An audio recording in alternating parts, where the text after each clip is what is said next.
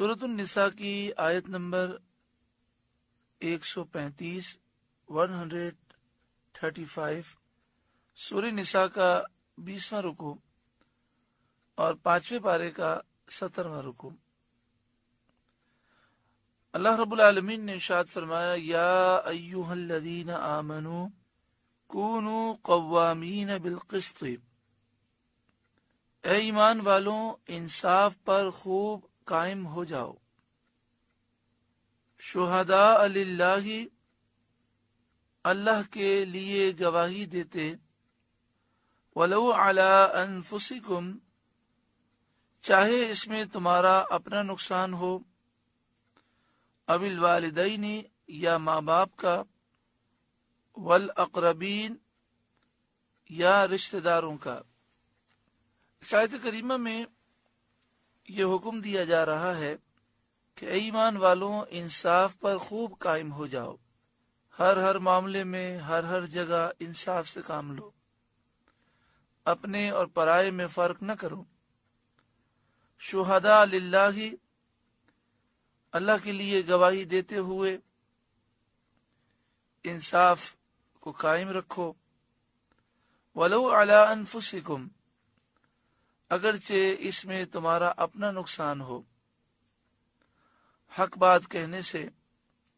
سچی بات کہنے سے اگر بظاہر تمہیں خود نقصان پہنچنے کا اندیشہ ہو، او الوالدین، یا والدین کا نقصان ہو، والاقربین، یا رشتہ داروں کا نقصان ہو، اس کی پرواہ نہ کرو، حق پر قائم رہو، انصاف کی بات کرو، انصاف پر خوب قائم ہو جاؤ۔ این یکن غنیا او فقیرا، جس کے خلاف گواہی دو وہ غنی ہو یا فقیر ہو، جس کے خلاف تم گواہی دے رہے ہو وہ چاہے مالدار ہو، کروڑ پتی ہو، ارب پتی ہو، کھرب پتی ہو، عہدے دار ہو، منصب والا ہو، یا ایک غریب شخص ہو، تم پرواہ نہ کرو، کسی کی طرفداری میں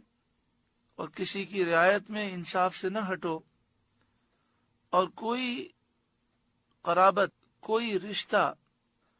حق کہنے میں تمہارے لیے رکاوٹ نہ بنے۔ فاللہ اولا بہما،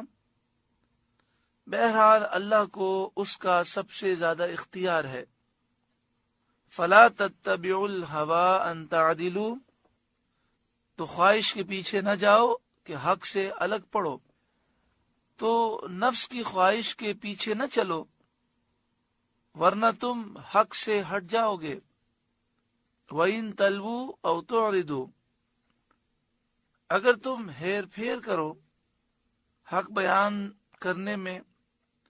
اور جیسا چاہیے ویسا تم نہ کہو،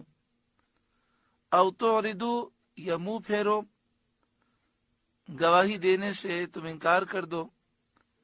فَإِنَّ اللَّهَ كَانَ بِمَا تَعْمَلُونَ خَبِيرًا، تو اللہ کو تمہارے کاموں کی خبر ہے،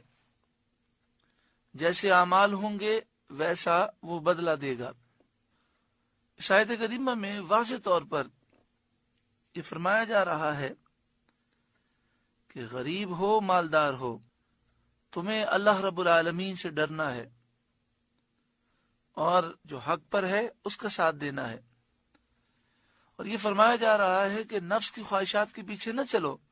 ورنہ تم حق سے دور ہو جاؤ گے۔ اگر تم نے حق بیان کرنے سے روگردانی کی، سچی گواہی دینے سے روگردانی کی، تو اس بات کو اچھی طرح ذہن نشین کر لو کہ اللہ تمہارے کاموں سے باخبر ہے، وہ سزا دینے پر قادر ہے۔ ہمیں چاہیے کہ ہم اپنے بچوں کے معاملات میں، اپنے بھائی بہنوں کے معاملات میں، اپنے رشتہ داروں کے معاملات میں، اپنے پڑوسیوں کے معاملات میں، اپنے آفس کے معاملات میں اور دیگر تمام معاملات میں انصاف سے کام لیں اور جو حق پر ہے اس کا ساتھ دیں۔